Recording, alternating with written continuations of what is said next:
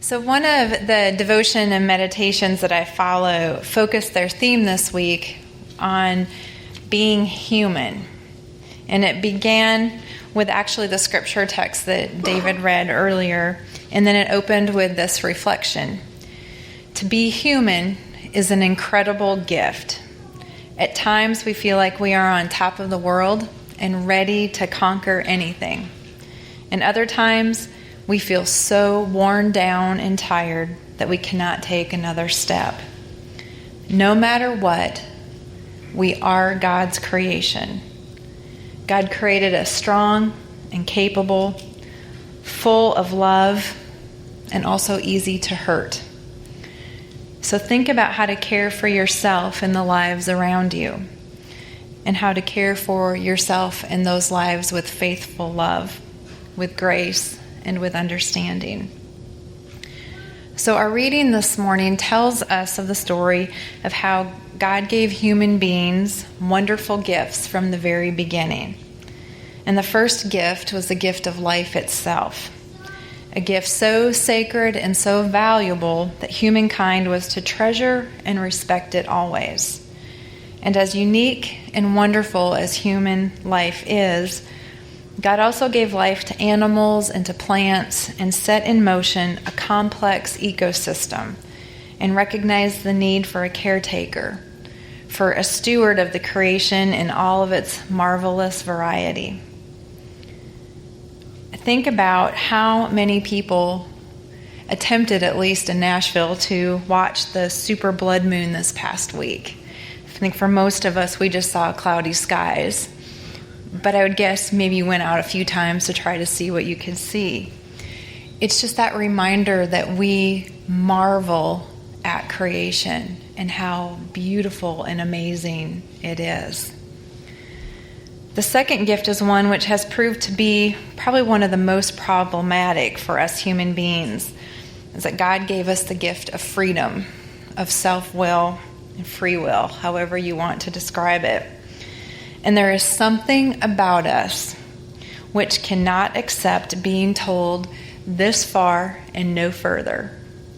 If there is a limit imposed, then there is a limit to be challenged.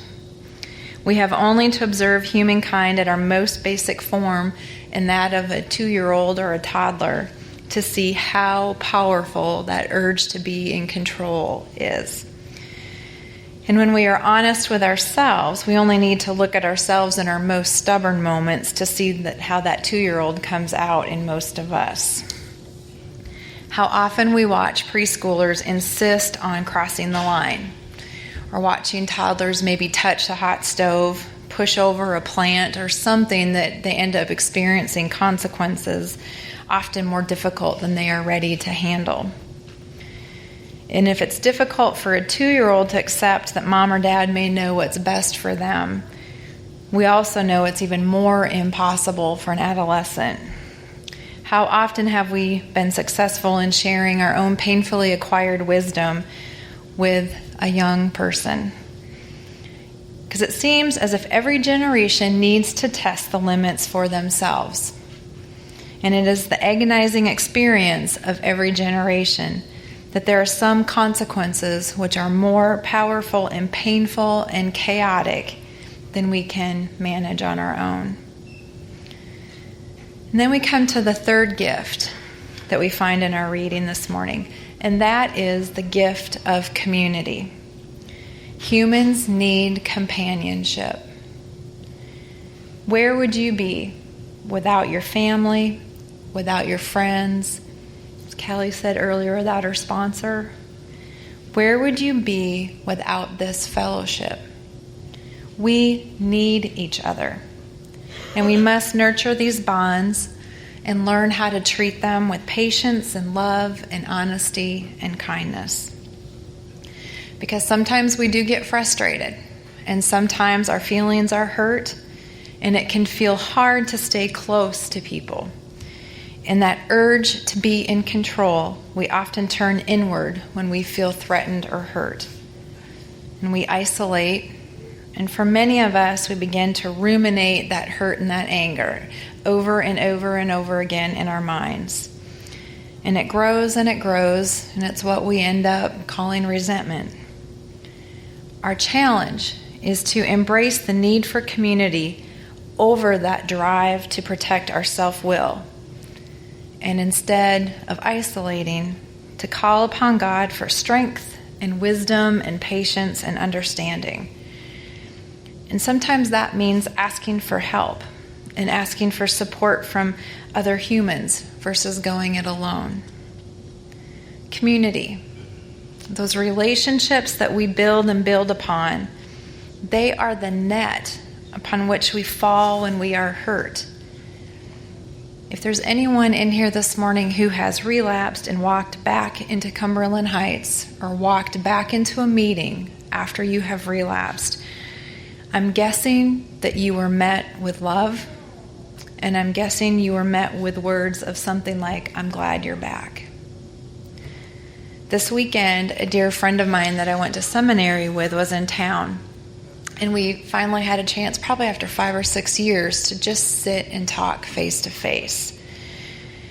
And she has had an incredibly difficult year, with just one thing after another coming at her, from a miscarriage to health problems to her father being diagnosed with cancer to job changes. Our friendship in itself doesn't change any of those painful hardships, but it's one of those nets.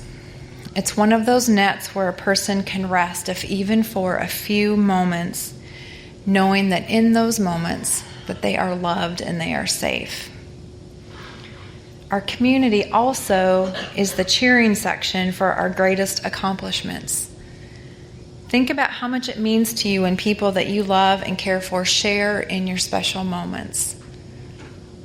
Our community is also the people that are the constant presence when life is just plain boring, which we also fall into that. And so in that, community is worth our care, and it's worth our love. It's worth nurturing and investing our time and energy into caring for it. To love one another, including loving God's creation, is to be in relationship no matter what. We may disagree with one another, and we may think that we have nothing in common with someone, but God tells us to look past that. God tells us to see beyond the differences and to seek out one another. Whatever spiritual tradition you may follow or study, they all give us strong examples of the importance of being in community with one another and caring for one another. And to truly build community, it means that we have to be willing to take risks. Maybe to risk feeling a little bit awkward. Maybe even experiencing some ridicule or some hurt along the way. We have to risk being vulnerable in order to build that community. Because when we can move through the hurts and the disappointments that we will experience in our relationships with other humans, we can learn how to more deeply connect with our brothers and our sisters, and we can learn how to see them through the love of God.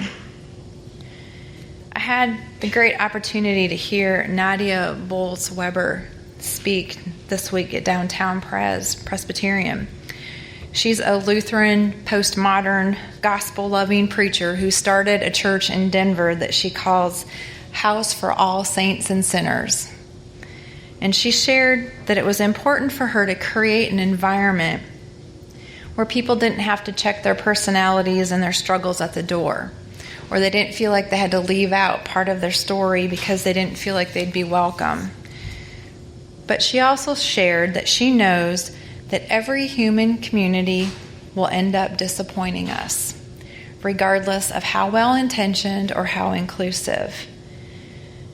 But she adds, I am totally idealistic about God's redeeming work in my life and in the world. And as she talked about her community, she shared that I love being in a spiritual community where I don't have to add to or take away from my own story in order to be accepted. But I have learned something about being in community. This community will disappoint. It's a matter of when, not if. We will let people down, or I'll say something stupid and hurt their feelings. I then invite them on this side of their inevitable disappointment to decide if they'll stick around after it happens.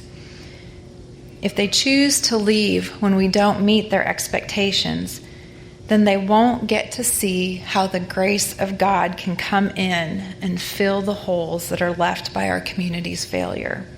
And that's just too beautiful and too real to miss. A saying that is often shared in recovery circles is expectations are premeditated resentments. If someone or a situation or event doesn't live up to what we thought it should be, we are disappointed. And that often leads to having a resentment. And resentments are toxic to recovery. So what might it mean for our spiritual and our recovery life if we were able to do the footwork, but leave the rest, to leave that outcome, leave that to God? When I have expectations of how fast I should grow spiritually or how fast I should accomplish some milestone in my life, I am back into living into self-will. And for me personally, that often means my perfectionism has kicked in. For you, maybe it kicks in something like perfectionism too. And for many, it also can make it very easy to blame God for their disappointments. If any of us live into our past disappointments, it ends up stifling our spiritual growth. And as one writer puts it, dwelling on resentments keeps me stuck in old behaviors, and it separates me from the sunlight of the Spirit. So can I try to allow others to also just be human? Can you offer those words that you can allow others to just be human? Can I accept others as human and in that move past their humanness in order to find God within them and also to experience grace? Now, I love being outdoors.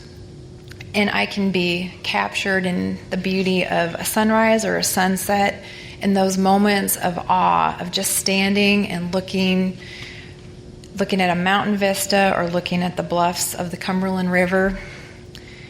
They just create those aha moments inside.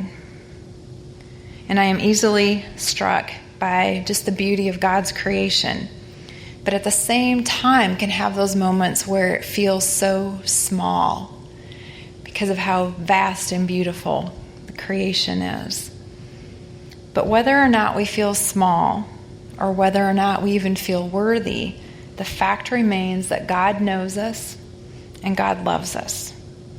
Each and every one of us is important to God. And so how do we reflect the radiance of God's wonderful creation?